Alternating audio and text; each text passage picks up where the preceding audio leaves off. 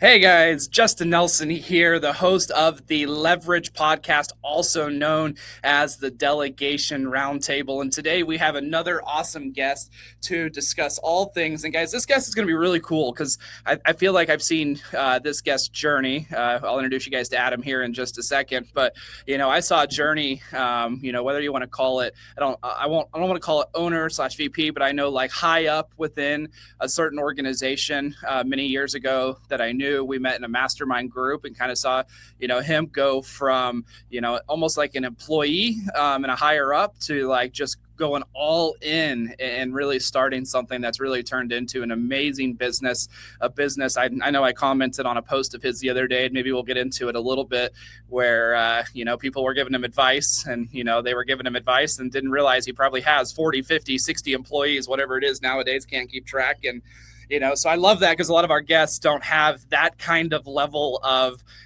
business. And so with that being said, I want to welcome you, Adam McChesney, to the podcast. Justin, thanks for having me, man. Yeah, I always love learning from you because you have been around so many employees and you have a different mindset where when people were trying to give me advice and telling me I need this and I need that, I'm like, come on, like I appreciate it. But at the same time, like, we're not on the same wavelength. Some of them I know personally, they don't even have employees. Yeah, they're just telling me what to do. It's like, I know your company, it's your wife and you, and that's it. Nothing against that, but you can't give me advice on how to unplug from my employees when so I love it, man. Well, I obviously know a ton about you, and like I like to do on these podcasts, I really would just love for you to share with the audience, because I honestly don't even know a lot of what you're up to nowadays. You've grown so fast in the last year or two, right? I knew you from your time with the digital marketing company prior, and that's kind of where I met you. And then I feel like it's just been a whirlwind since you kind of went out on your own. And I look up a year later and I'm like, holy shit, I didn't know that he had that big of a company now. So kind of give us your backstory, man. Like how'd you get into this world where you're always going to have a big company with employees all the way across the world? Like, what's kind of the structure you're in? Yeah, man. So I spent 5 years in medical device sales. So I'd sold CPAP, the equipment, the masks, the ventilators before they were popular in the pandemic. And I did that from 2016 up until 2020. And so I was making more money at 26, 27 than I ever thought that I would. And I was sitting in a hotel room one day because I traveled all the time. And I was like, how to make money online. And I came across an ad where I got retargeted on Facebook that essentially taught me or sold me the idea that I could go build digital real estate, because I was also looking at physical real estate, through the form of building websites, ranking Google business profiles. And I was sitting in the hotel room. I'm like, $7,000. I'm sold. This is my ticket to freedom, right? And so that was in 2018. And from 2018 to 2020, I built over 200 websites myself with the help of a couple of VAs back in the day. And it was crazy. So I had all these websites that were out there that essentially I owned. I was selling leads here and there, but I wasn't really charging up front for a lot of this stuff. So I'm fronting the bill on it, but I'm getting like basically a master's degree in digital marketing and starting to learn some business stuff. I had already had the sales background. And then in 2020, the pandemic allowed me to kind of transition things a lot quicker. I started to spend more time working on that business. And then in July 2020, I went full time. So I went full time and then realized very quickly, like I walked away from a $200,000 a year medical device sales job with all the benefits, all the insurance, all the security. I need to go find ways to make money, because all I had was like proof of concept, but no real revenue coming in. And I thought at the time, $10,000 in revenue was $10,000 in my pocket. That's how naive I was.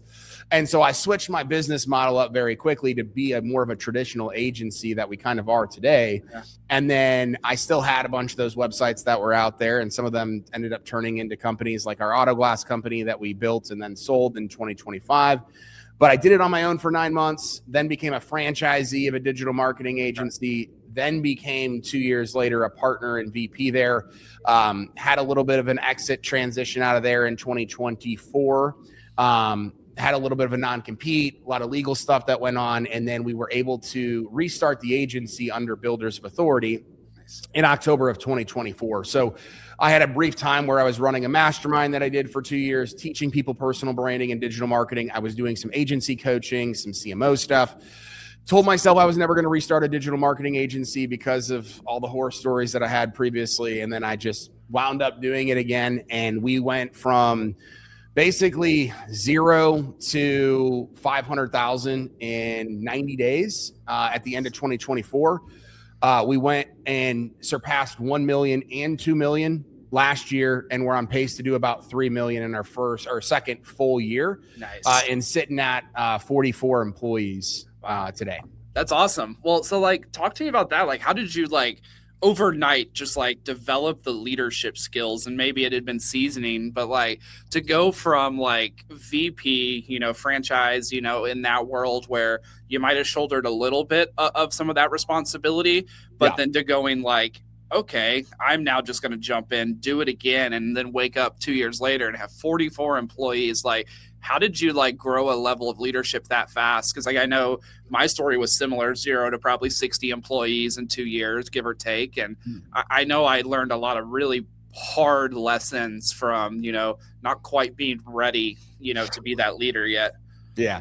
Well, I look at it as I had like 4 years of experience masked under that. So like when I was a franchisee, I had 10 employees that were directly in my franchise. So cool. I had got there, but I had never gotten surpassed that. But from like a dollar amount in the agency space, it took me 4 years to do what we did in 15 months this time. So the rapid rate at which we grew this past time, I had to go do that. Much less I had to build all the processes and systems with my team, the operations and all that stuff that I didn't have to worry about when I was a franchisee to a certain degree. Yeah. No. So part of it was exactly what you mentioned, is kind of like getting on this rocket ship. And from there, feeling like every single day, like I was working with a coach last year, and he's like, very few businesses wake up every single day and are doing more revenue than the day that they were before and have more employees. Like, he's like, you've been doing this for 18 straight months and you're like, drinking out of a fire hose. And that's really what it's felt like for the last almost 2 years. But I looked at it where I had to like make up for lost time because I was on a great trajectory, kind of went backwards and then had to start over from 0. So part of me is just like, I made a couple bad decisions. I got to go like eat the shit and freaking figure this out myself. And so that's kind of the mindset that I took into it, but it has not been easy. It's been probably easier than somebody that had no experience doing it. So I had some background there as well. I love it. So let me ask you this. A lot of our guests on here, right, they'll give advice on like, hey, you might need to go to 1 employee, right? 2 employees when you like hit this threshold, right? Maybe it's you hit $100,000 and you can hire your first VA, right? You hit 250, maybe you need 3 team members, whatever. We get a lot of advice on the podcast about that. But one thing we don't get a lot of advice on, because, it's just so rare to see that acceleration. How did you budget, right? And this is a really just random niche tactical question. Like, how do you budget when you're like, all right, I know what we did last month, right? And I know you have some recurring revenue in your company and some things like that, but I need to hire ahead so that I can go get more business, but I don't have that business yet. Or maybe you had the business already and you were waiting. Like, talk to me through that. Like, how are you hiring ahead versus are you retroactively, proactively doing that? Like, are you looking at a budget? Are you just going by intuition? I know I went by intuition for 5 years, and I look back and went, I wish I would have looked at more financially driven decisions, but I also don't regret what I did. So I'd love to hear kind of, how are you doing it? Because I know you're probably right in the thick of it right now, even today. Yeah, I mean, right now as we're fully in the thick of it, fully looking at the budget, 2 years in and over $2 million and over 40 plus employees. So I'll tell you the mindset that I went in at the first time and then the mindset shift that changed now. So when I was a franchisee, right, I had kind of a centralized pool where I was paying obviously the royalties, the admin fees, and then basically for the work to get done, I only had to worry about the customer facing team. So I was basically hiring 1 or 2 people to start managing client relationships. At that point, I ended up hiring a director of operations who basically became my COO, and she was employee number 3. Wow. And then one of my 4th and 5th employees was a salesperson. And then we just scaled like the client facing team. Yeah. One of the things that I wish I would have done differently that I did from day one with Bills of Authority is the first person I just hired was an executive assistant. Basically, like the first main person I hired in my agency last time, other than a client facing person, was a COO. which is like the last thing that you need to go do. I thought I needed to start from the top down and then go from there because I didn't really know what I was doing. So in that, we were very much 90 days ahead of time. I want to hire before we need that person. And it screwed up our cash flow because I had no idea what I was looking at. Even though we had the recurring revenue, I was like, oh my gosh, I don't want to be overworked or have them overworked and all that stuff.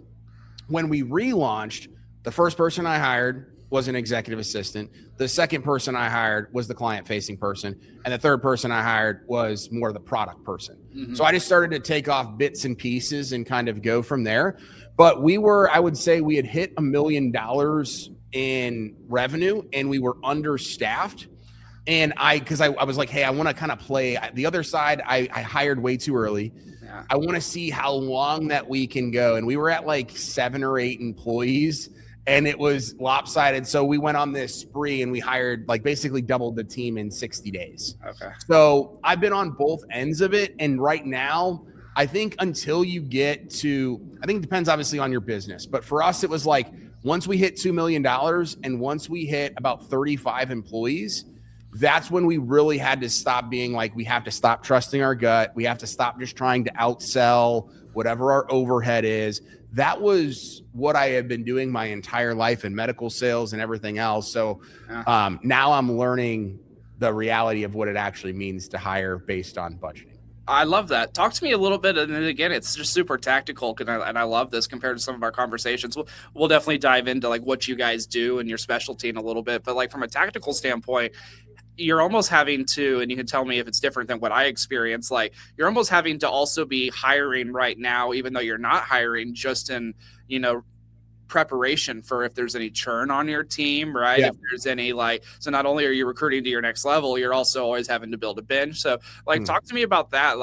Where are your guys' goals at compared to where you're at now, and kind of where do you guys see yourself going over the next year or two? Is it to double the employee count? Is it to double the revenue and try and keep the employee count the same? I know we live in a world of AI, and you guys got a whole bunch of crazy things you're probably doing with all that. What's kind of your 1-2 year goal in regards to those things? Yeah. So right now, to go back to your first question, this is something that I stopped doing for a while. And because we've really only lost like a couple of employees, and most of it was either letting the people go or like there were 2 employees that we had that just got double the offers. And I'm like, hey, like I can't even do that.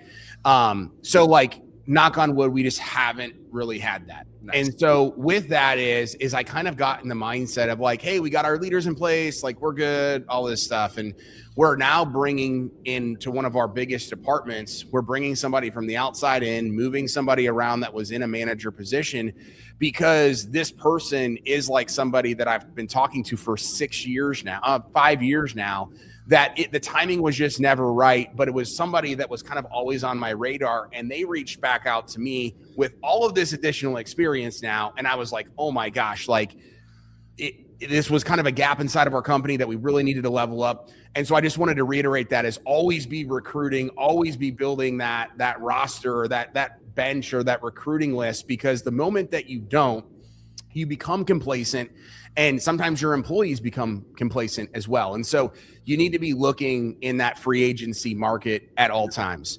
But in addition to the question that you had just asked, is right now we're trying to grow by about 35 to 40,000 in additional MRR. Okay. Without hiring an additional person. Nice. Okay. So we took one of our SEO managers. So backstory is we hired an AI consultant that was specialized in the agency space. We spent $35,000 over 6 months, and we were supposed to get all these agents, and we got none 3.5 months in, and I just cut the cord. So I was like, this is ridiculous.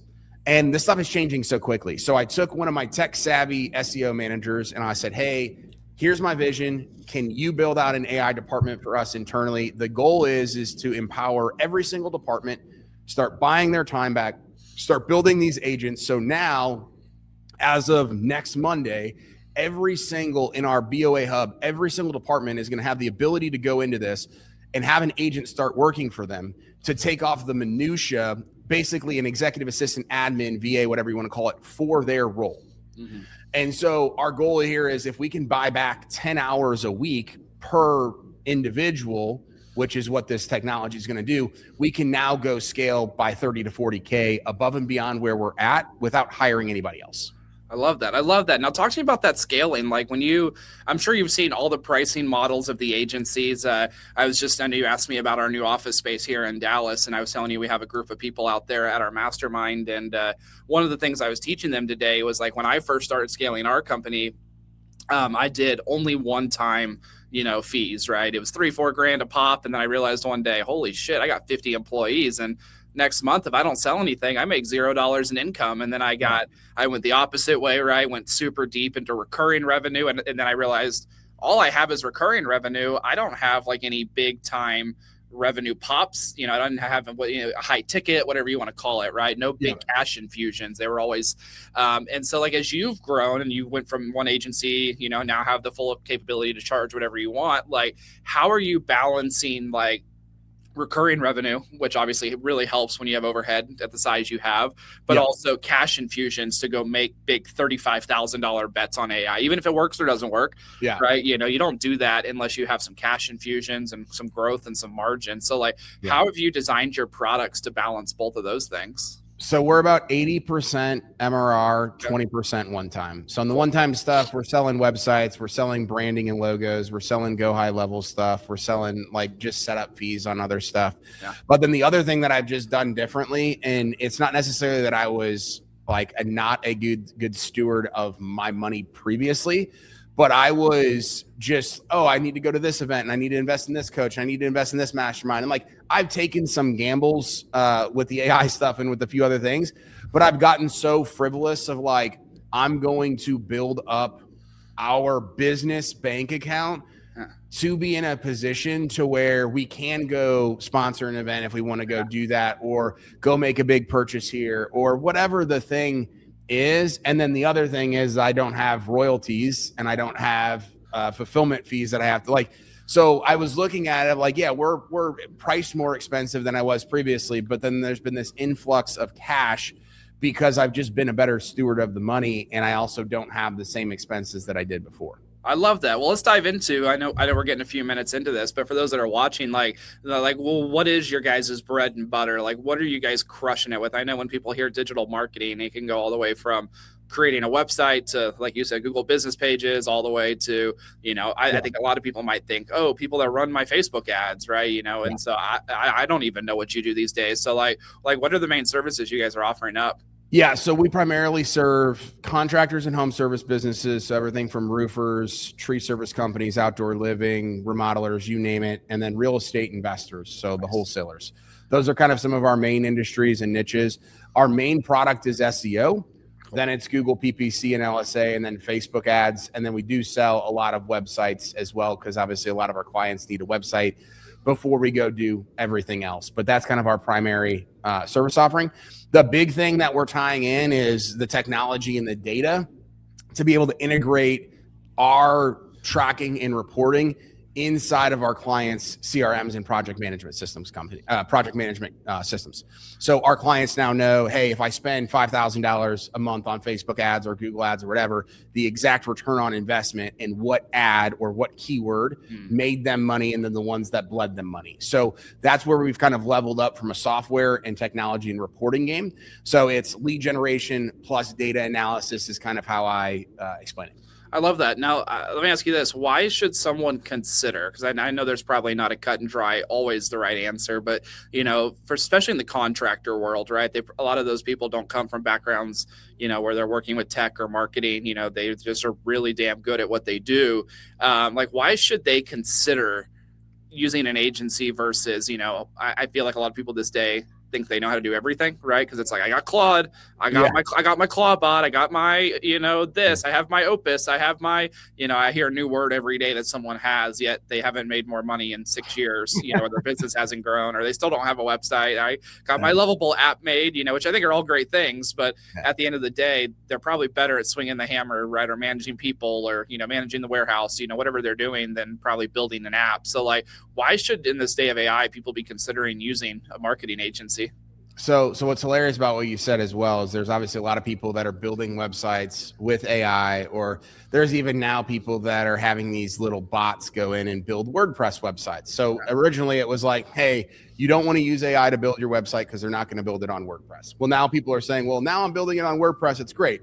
The issue is that it's still built all in code on the back end of the website as if it were built on Claude or any of these other things. And so it's very difficult for you as the contractor to go in and plug and play, or you to give it to another agency when this doesn't work out with your current agency. It's this whole, so exhausting, the amount of questions and the conversations that I have to have on a daily basis because there's so much misinformation that's out there. So I just wanted to share that and then share the point too. One of our clients said, hey, I just paid $5,000, or not one of our clients, but a potential client said, hey, I just paid $5,000 for this AI built website.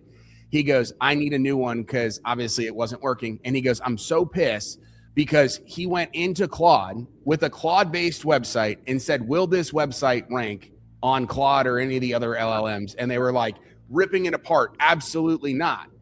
Just because you build something with AI does not mean it's going to rank in AI and get you leads and go do all those things. So it's a massive misconception. But the reason why you do it to find the right agency and to work the right agency is to make more money and condense the amount of time it's going to take you in order to do that. Yes, you can learn this stuff quicker than ever before, but the amount of time it's still going to take, if you go to ChatGPT or Claude right now and say, hey, tell me how to rank all those things, it's actually going to give you a bunch of crap of what other people have been putting into the system as well. It's not going to give you the 8 years of experience I myself have, or the rest of my team, as we've been all kind of building our own brain and technology in there. So it condenses time and it buys your time back, as with anything else. Yeah. No, I love that. Someone was asking me the other day on how we built our website, and I think we originally came through your previous agency to have our website built. And, they weren't much help when I needed it redone now. So I redid it myself. But long story short, I feel like that project even sucked me down. It might have been a 100-hour project back in the day for me to do. It probably still took me 20, but it would have taken someone like you probably 5, right? And so I still feel like even though I could do it, I did do it. It doesn't mean I should have done it, right? I don't regret it, but at the same time, I also feel like maybe egotistically, I'm still above like technology wise most people. So I'm like, well, shit, if it took me 20, probably would have taken the average person 60. It's like, well, sure, you feel a sense of accomplishment, but you didn't pay attention to your business for those 60 hours. So exactly. No, I love that, man. Well, talk to me about your team. I know your team's not all, in the US. If hardly any. And I say that because my team was built the same way. I feel like I was the only US based employee for like 2 years of my 6 years that we've been around. So like, where's your team based out of, and kind of like, what do you like about how you have it set up? Yeah. So we're actually 100% remote other than me. So I'm the only one in the States. We've had a couple people that have been in the States, and it just didn't work out for multiple reasons, mostly in Latin America. So most of our employees are in Nicaragua. We have Honduras, El Salvador, Venezuela, country of Colombia. Nice. I might be missing one. And then we have India now as well. And I absolutely love it, mainly because my last agency, I'd built so many relationships down there too. So a lot of these employees I had worked with in the past, or they came from another agency that was down there, but they heard of my brand, my reputation, like, hey, get on board with what he's building. Like, this is going to grow and you're going to want to be here. So I love it. I also love that, at the same time, it's same time zone or an hour behind. So it's great for our clients too, especially the ones that are on our team that are communicating with their clients. But it's, takes me 6 hours to get down there, 6.5 if I fly down there, typically fly through Houston. And so I get to go, visit a couple times a year. Nice. And it's opened up my eyes to when I traditionally thought about building a business, running a business, and learning from a lot of people here in St. Louis. Like, it's still crazy that people operate in such of the old-fashioned way where I got to do everything myself, or I don't know how to hire a virtual assistant, or whatever the thing might be. And I'm like, I go down there, I spend a week and a half there. Like, this is a real thing. And when our clients meet some of my team members, they're like, wow, like, they're better than my employees that are sitting in my office here. I'm like, I'm telling you, like, this is good. Yeah. No, I love that. Now talk to me about like, how do you keep a remote culture running, because like I had someone ask me the other day, they're like, do you get on a Zoom with all 150 of my team members every day? And I was like, that's probably the right way to do it. I don't do that, right? I don't have the time to do that. I mean, we try and do it once a week at least, but like, like how do you have it kind of set up? I know you probably have managers and cohorts or some kind of team. So how do you currently have those 40, 50 team members kind of like reporting structure wise? So that way, when you go on a vacation and you try to do that, it's not 50 people reaching out to you. Yeah. I mean, definitely like the leadership team and the management team, it was rocky for probably the first entire year until we promoted Alejandra, who is now our COO. Okay. So it is helpful that our COO and our chief of staff are both in Nicaragua, and they have all of the respect from the team. Like, these are people that we've all worked with or that most people knew. Like, I got very, very lucky that I brought people in that were super trustworthy, that had built a brand, that shared the core values that I do, and are really like my eyes and ears, when I'm not there. And even when I am there, it's like, hey, I don't want to tell, big boss, as they call me, or whatever, I need to talk to somebody else. And that's totally cool and fine, but they feel comfortable going to those people. So I think it starts with having the core values and having the trust in general. We had somebody, right, that came to us and started working like 3 weeks ago. And I talked with her, after her first week, because I was on vacation. And so I typically will still get on for 15 to 20 minutes with any new employee. And she was laughing. She's like, Adam, I was able to take lunch last week, and I was told I don't have to tell anybody when I'm taking lunch. She's like, the last two places, one of the places that we both worked with her, or I worked with her, and then a different agency told her, like, no, you need to clock in, clock out. You need to tell me, and you can only take 30 minutes, and you can't do it, and it's got to be between this time. And her manager was just like, hey, do whatever you need to do. Yeah. And so it's just mind-boggling that, like, some people still have that other way, and I get it because I've been in those environments. But she was like, man, that, like, I met with her earlier today because she's helping out with some of the finance stuff. She's like, Adam, this has been like an incredible experience and like so refreshing that I can do this. And I was like, awesome. I love it. So let me ask you this. Like, you said your goal is to grow. Like, why? I always like to ask why, because, I feel like a lot of times, I think I actually mentioned this in my Facebook comments on your post, just to give some context. You had asked some advice on, how to unplug from vacations. And that's something I'm still learning to do every day, especially with that many employees. And, whenever I think about unplugging and I think about different things along those lines, I want to make sure I go down the right track here. Whenever I think about unplugging, I just get bombarded with team members like all of a sudden they think like they need extra approval because I'm gone. Or like team members that are like, I never used to go to Justin, but I'm going because he's gone. Like from the time that Facebook post happened, like, what have you put in place? Because I feel like I saw another post maybe by yours, and it's like, oh, I actually did something and it worked. Yeah, so I was in Disney right after, or I was in Disney before I wrote that post. Or sorry, I was in Disney the week before I wrote that post, and the one day back, I came back for a week, and then I went to Mexico, just my wife and I. Part of it is like Disney's chaos, and we have a 2.5-year-old. So I was the one in the writer swap line, and my phone is blowing up. I'm checking Slack. I'm doing all this stuff. I'm on social media, etc. For me, it's not as much about our team as it is like I built this agency on my personal brand. So a lot of it's like clients, prospects, and then you throw the team stuff in there. It's a lot of different stuff. Yeah. So like very quickly, I just pretended, like one of the pieces of advice on there was pretty good. Like, pretend you're out of the office, even though you're in the office, and just start like wiring your mind to go do that. And so we did some of that. And then I like things that I typically just do because it's, second nature to me. I just had to stop myself and say, hey, I need to go give it to so-and-so and so-and-so. So the only two people reached out to me last week, which were my executive assistant and my COO, and it was only twice, which like the week before it was like every other hour. So there was some of that stuff where it was like, hey, like I realized I had to change my ways. Like, it's not everybody else. I always try to look inward, like what could I be doing differently? And so that was one of the things as well. But I think as far as where we want to go and why we want to go do that little bit extra growth, for me, it's I do believe that we can do that without hiring more people. I want to get our team in a position where they can make more money and have more time freedom and have more autonomy. Like if we can get them working 10 hours less and paying them a little bit more than what they're doing, like at the end of the day, I think that's a win-win-win for everybody. So diving into the numbers, trying to understand where things are at, I think that's kind of why that's our next trajectory and goal. I love that. I love that. And I think it's interesting because when you go over there, and I've witnessed this from the Philippines side, like when I fly over there, you realize like everything gets more real, right? You know, it's like, oh, they got a family. Oh, they got kids. Oh, you know, they have a financial goal. And I wouldn't say this is really advice for you, but I'm just sharing something with what I did last week.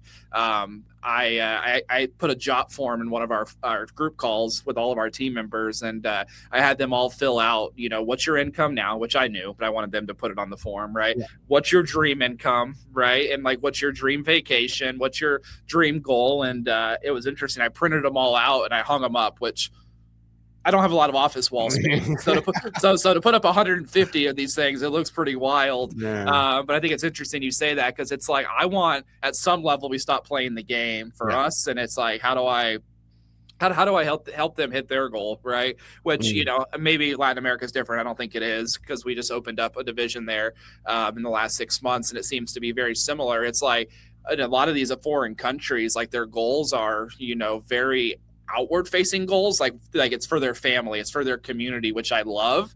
Yeah. But like I'm also trying to teach our team, and maybe the same for you, I'm also trying to teach them to be a little selfish too sometimes, where it's like, hey, that bonus, like you need to spend that on you, like, hey, that thing, like I'm giving that for you, like, you know. And so absolutely love that. So what do you kind of see on the horizon? Is like, you guys got any innovations, any new products you're going to get into, any new offerings, anything that's like just exciting that is on the horizon for you?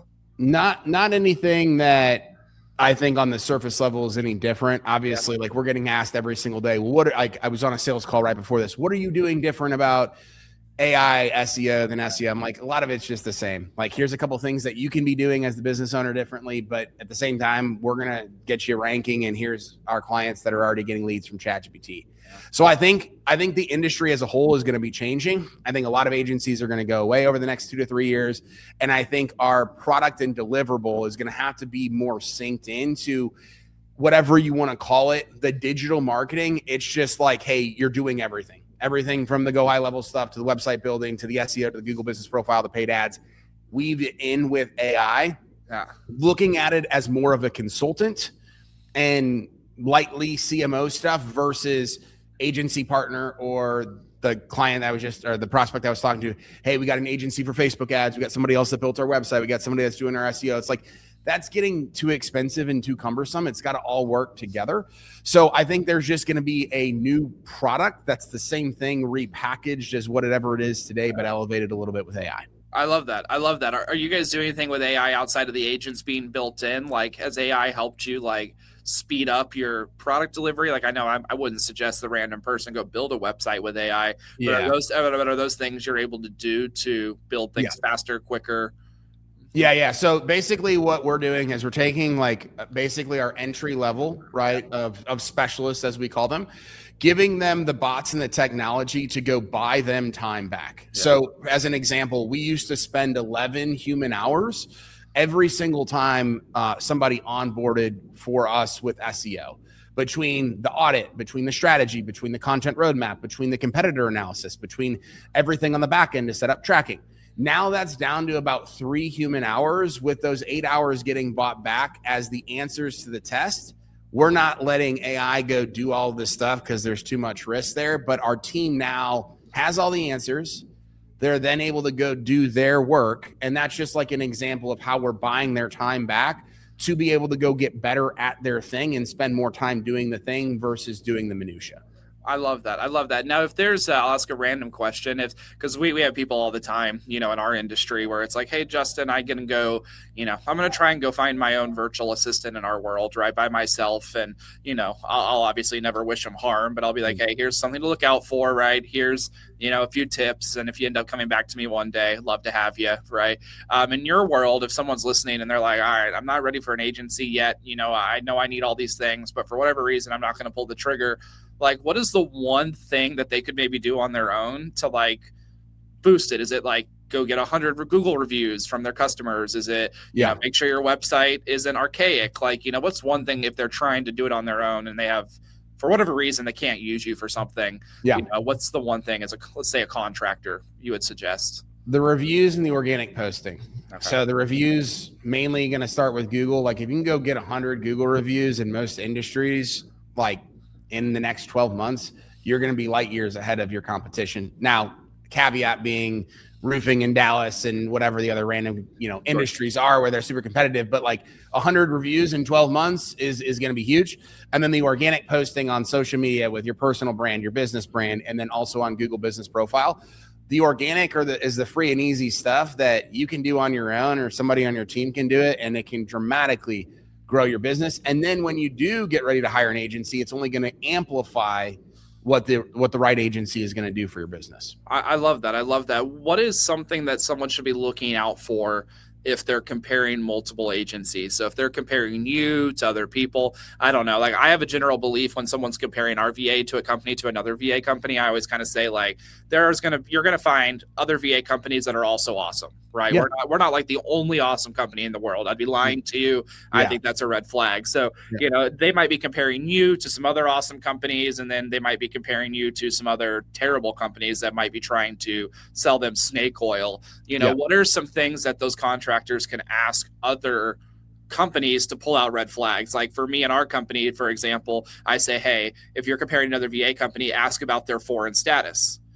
Ask about their corporation documents in the foreign country. Ask about tax compliance, right? Because then when they get those answers back, they're either going to be great answers or red flags. So like in your world, what are those questions that they could ask other companies to either pull out red flags or be like, oh, okay, that's another good option? Yeah. So ownership of assets, whether that's your website or your ad accounts, like the guy I just got off with, they don't even own their website. Wow. Spent $5,000. Site looks okay, but like at the end of the day, it's not ranking. And he's going to have to dump more money into a website. So ownership of assets, whether that's your website, your ad accounts, et cetera. We don't do like long-term contracts like a lot of the agencies do. So like, that's a thing I just say, hey, ask them, because some people are like, they don't even bridge the conversation of the contract. And then they realize they signed a 12-month contract. I'm like, whether it's 30 days, 6 months, or 12 months, doesn't really matter. Just figure out where you're at and what you're going to get into. And then the last thing is really the results and the data behind it. Like this company was like, hey, I want to see a roofer in this city. Boom. Roofer in this city, like this area, like million plus. I was just showing him. He's like, wow. Like we literally asked somebody else earlier today for those types of results. And they were like, yeah, I'll email them over to you. I'm like, no, if they can't pull it up right then and there and like go show it to you and like tangibly have you see a lead that came in from another roofer in a similar city that day, they're probably not going to be able to help you. Yeah. So those are the three things that I always recommend people take a look at. Nice. No, that definitely makes sense. So like, I always kind of wrap up with the same two questions. And for you and I, it's they're always awkward questions because we do help so many other people. I think you made a post the other day. Was it you that made the post about picking your brain? Picking the brain. Yeah. So we'll always give, and I'm sure we give until one day we're like, all right, we just can't do that anymore. But to be selfish, like if we have followers listening here, usually between about 50 to 100,000 people will watch any given episode across, all my clients and across the following. If there's one thing you're looking for, obviously it's obvious you're looking for contractors, that need marketing agency, that's what you sell. So that's what you're looking for. But outside of that, if anybody's got something else maybe that you're looking for, what would be one thing that you could ask that you're looking for, whether it's a big event to sponsor, whether it's a connection, like, totally anything is on the table. What's something that someone could look for? Other podcasting opportunities where there are contractors and home service businesses that are listening to those episodes, whether that is a podcast or even a live event or a webinar, anything like that. We're looking to do a little bit more of that this year. So that would be the big one. Nice. Heck yeah. No, I can definitely, even I can make a few connections for you there. So happy to do so. And then the last question I have for you, man, is like, if you were to give someone a piece of advice, right? And I asked this super vague question because we get so many crazy different answers. Someone the other day said, just don't quit. Right. And I was like, well, that's an awesome one. Right. And someone else the other day said, keep your books, right? Like keep your P&L. Like, so if you were just to give like one super vague piece of advice to a business owner that you think would, be super, super important, what would you say to the average business owner that's scaling their business? Have the tough conversations. I love that. I love that. Give me an example of a tough conversation you've had to have.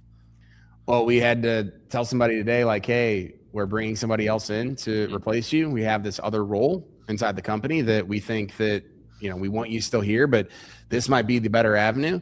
That's a conversation I would have had 6 months ago. I would have just said, hey, I'm going to protect this person and I'm not going to turn away. I'm going to turn down this other amazing individual because it's uncomfortable. I love that. I love that. Well, man, you've done all the uncomfortable things. You've obviously hired, taken the risk, jumped out of things, had to go through legal, had to start your own thing, had to take all the big risks, especially, hiring people overseas, right? You got some trust there. You got, all kinds of craziness that goes alongside with that. And so with that being said, man, I really appreciate you coming on and just being a great example of what it means to, jump in, use some leverage and, scale the right way.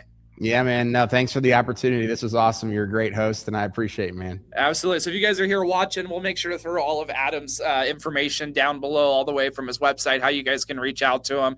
I know that personally, I have 300 to 400 contractors that are clients of ours, so we'll make sure to get this out to that subset of our list. If you guys are watching this, you're a contractor, need some services. I know I've personally used Adam when he was at his previous company, and he took great care of us on our website and hooked us up there. And so it's been a great experience, man, getting to work with you. And yeah, man, like always getting to cross you at the different events. We appreciate you taking some time to jump up with us. Yeah, thanks, man. Absolutely. All right. Well, with that being said, guys, another episode of the Leverage Podcast, also known as the Delegation Roundtable. Until next time, we'll see you again.